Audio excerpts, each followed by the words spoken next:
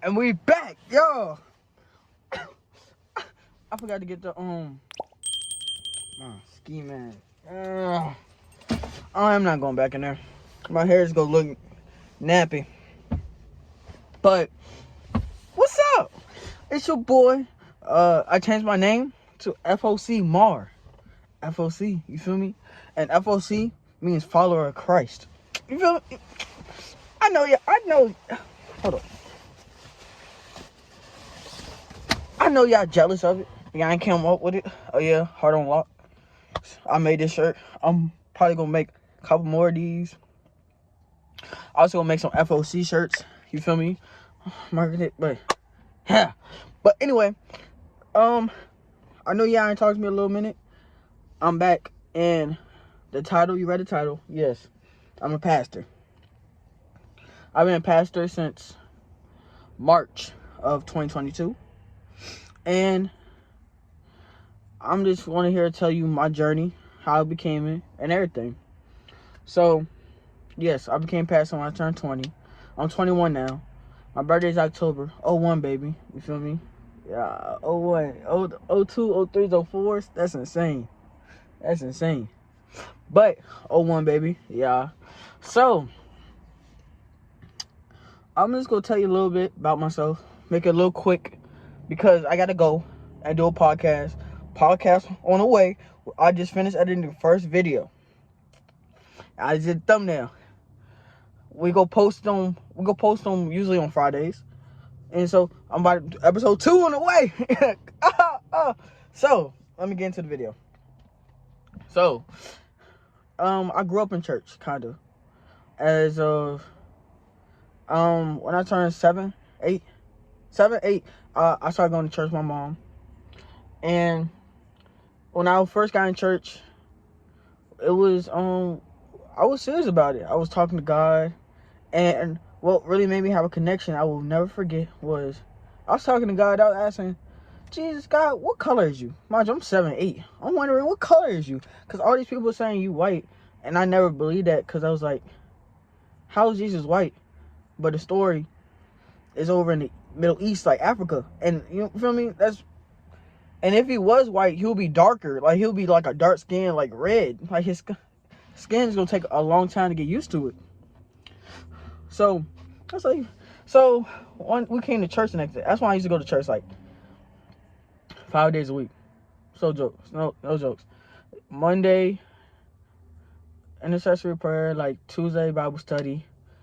Friday is like, a Bible study. Sunday, church. Then we either have practice for something. So I usually go to church like 5 days a week, honestly. A couple times I went to church before school started, like morning prayer. Things like Monday morning prayer, I forgot. Then go to school. And so, if y'all hear cars, I'm outside in the car. I'm doing it out here because the lightning is so bad in my room. So, I got to do it out here in the car. But, I was going to church and I got serious about it. And I asked God what his color was. And a lady that go to church, I call her Aunt Pat because she's kind of aunt. I think she's like a minister. I forgot. And she pulled me to the side while I was walking, just praying. She's like, "Don't worry what color God is. Stop worrying about that. You're focusing on the wrong thing. Focus on Him and stuff." And I was like, "How you know?"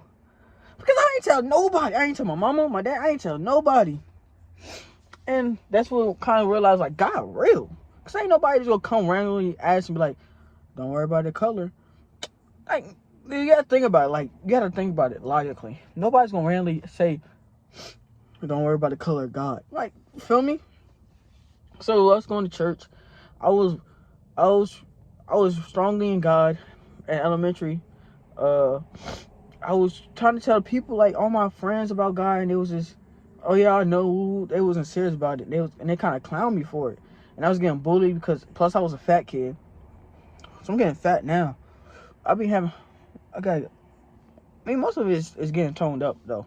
It's slowly but surely getting toned up to muscle. So I'm not really worried about it. Just, my face is fat. But, like, my arms and stuff, it's slowly toning up. So, my job is pretty much like a workout. for 11 hours straight. So yeah. Ooh, I hope it don't get that dark. Hold on. I'm gonna make this video fast. So I was getting bullied. So I kind of left God. I knew of God. I read the Bible, I knew of it, but I kind of left God.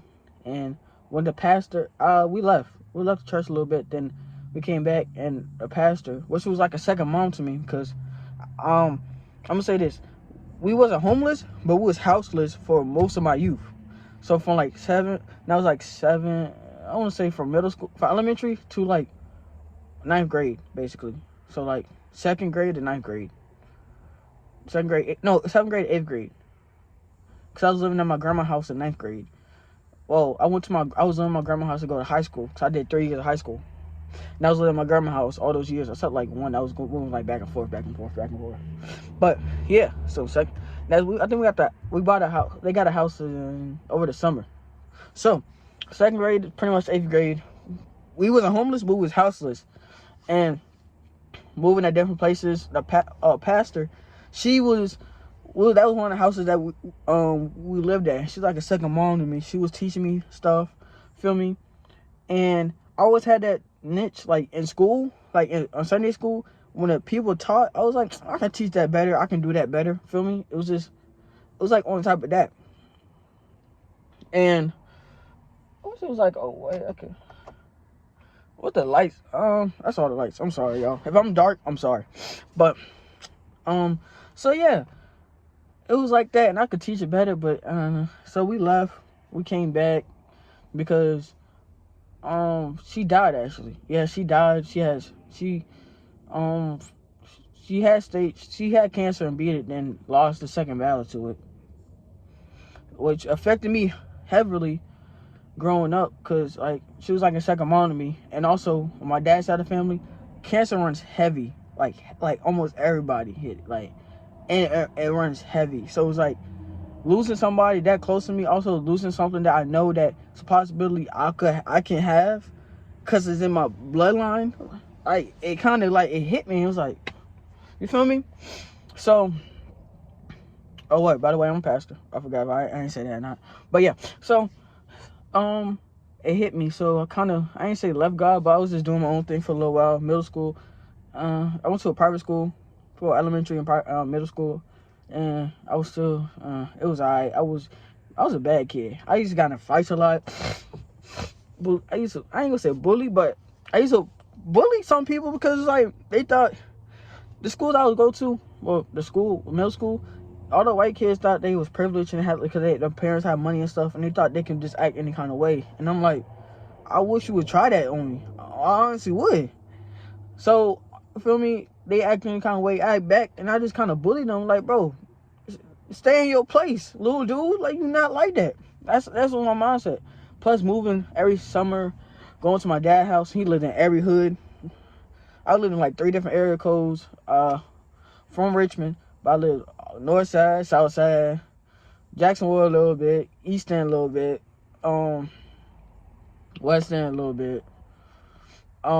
Moved to Portsmouth. I ain't moved to Portsmouth.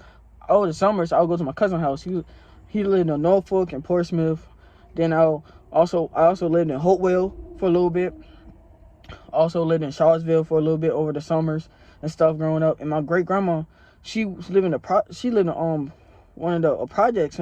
So growing up, like at a young age, before I was in church, I would go over there. So it was like I was seeing the environments. I would see like what they was doing in the projects, and like people and how the kids acted and everything. And growing up, I was seeing different environments. Like I seen how Charlottesville projects are different from Richmond projects, and like how people from different courts in Richmond will act.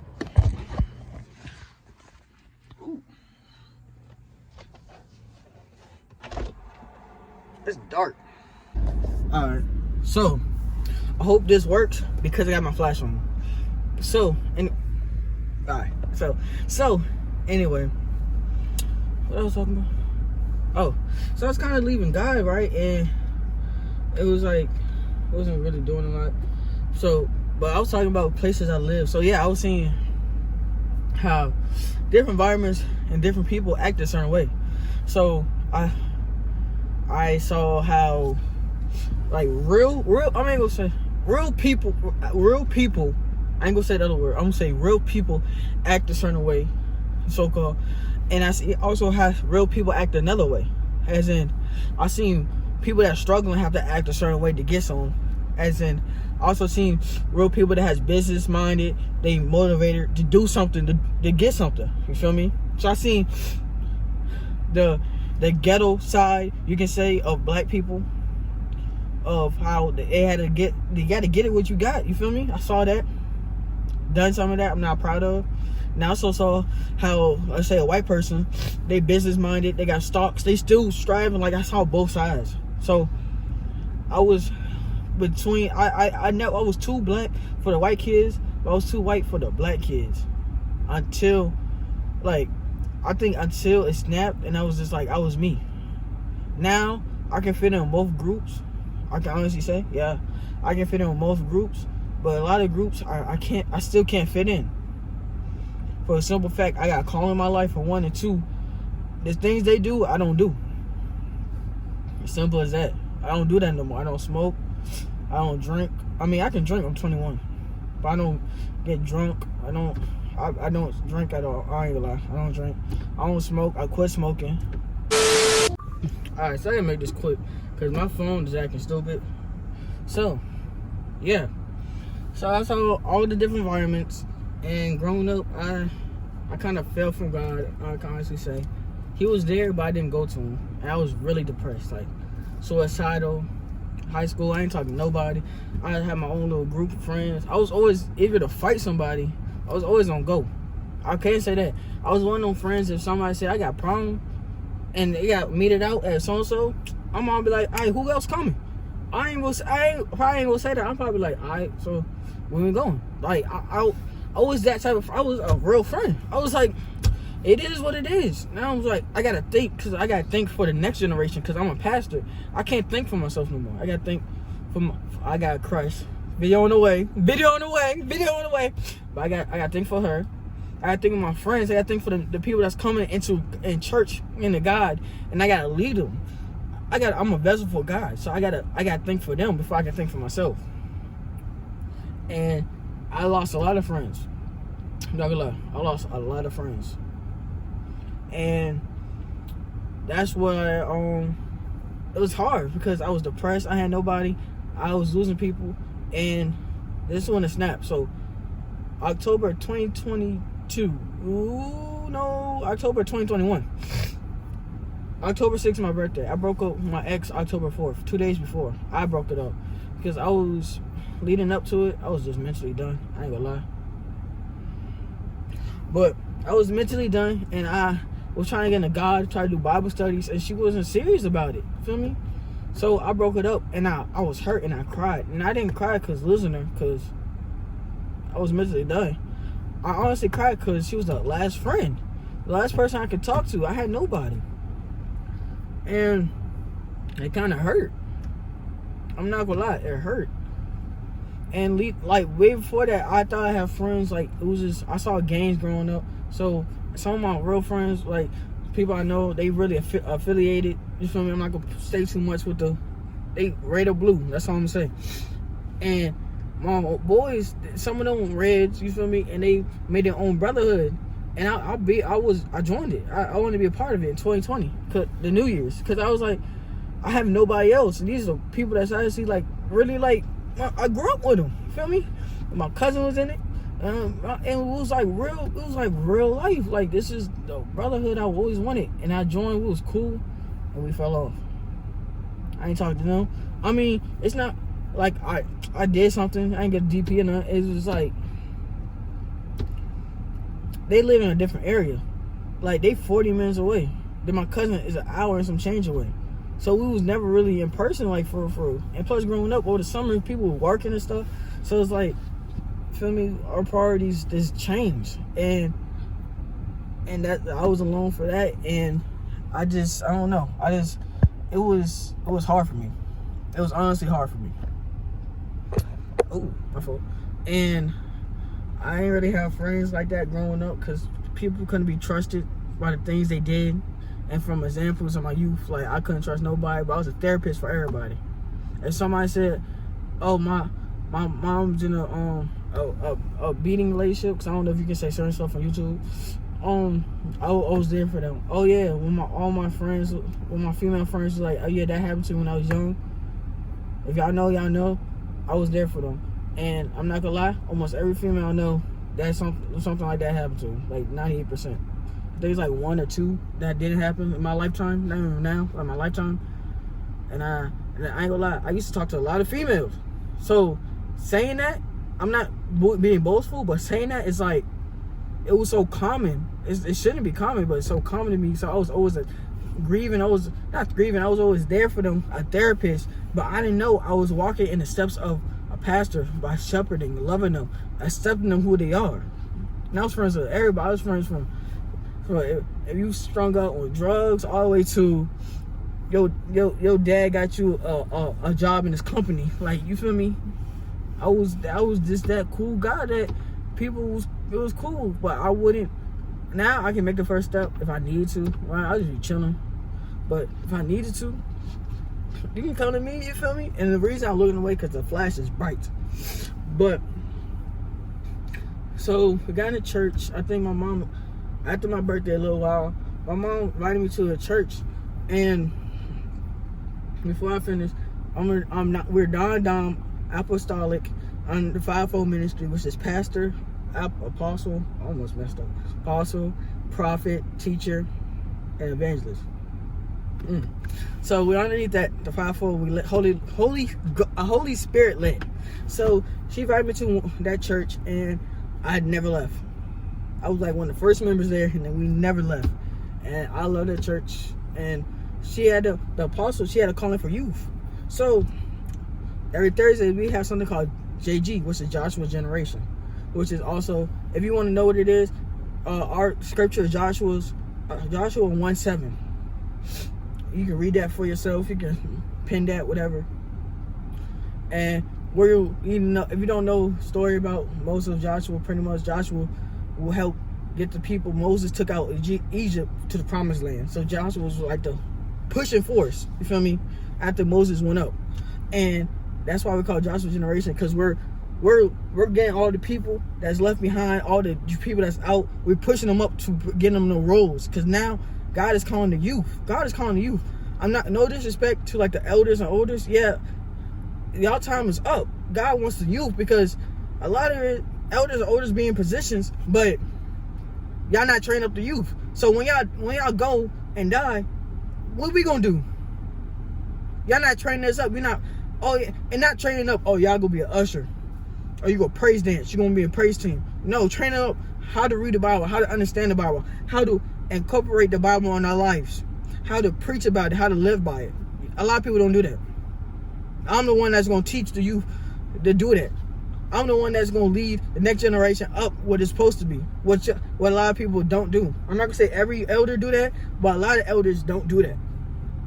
God called me. I'm just turned 21, and I already got a team behind me, and we just started this for real. So last year we got JG, and it was just me and my homeboys. It was Milo, which he might be in some of the videos, a light-skinned dude. You watch my old videos. And my boy Keaton, I think he was in the video with the cookout. So he was like, yeah, in the mic, in the camera, man. Yeah. So it was just 3 of us, and she was talking to us, and I remember she was like, she was pretty much just training us and talking to us, and she was like, I'm gonna be a pastor. And I said, I got so excited. I said, I'm gonna be a pastor by 25. And she was like, yeah. And the Holy Spirit talked to her and was showing her that I was so serious about this that I wouldn't even make it to 25. I was a pastor at 20. The same year I was talking about it. Mind you, my birthday October. I started going to church a little bit after my birthday. I just turned 20 then. Yeah, I just turned 20 then. I became an ordained pastor, legit pastor. Papers, everything, March of 2022. I was still 20. A couple months after I said that. God moves that fast. Y'all just gotta be serious about it. And it comes with a lot of struggle, a lot of hurt. I'm not gonna lie. A lot of family ties getting cut, bringing back cut. It's a lot going on. But I don't regret it. I really don't. So, me going to church, I loved it. But it was a lot of battles in the church that I had to face. And before I continue with it, that's for the next video. So I want y'all to like, comment, subscribe, and join this journey. Because this is going to be, I'm putting another part of my testimony. This is just a little bit leading up to it. Y'all can understand my mindset a little bit, trying to know like where I come from, stuff like that. I ain't going really detail, but I said enough for y'all be like, you have an understanding of me. Next part, I'm telling y'all what it's like being a pastor. What it's like being a pastor at my age and things I do. And that's about it. So I'm out. I'm about to go do the podcast. I gotta be there at 6:30. It's like 5:59 now. I gotta go to my I go to my mom's house real quick. But yeah, like, subscribe, and comment. It's FOC Mar out. FOC and I'm out. It's FOC and I'm out. Ow! Okay,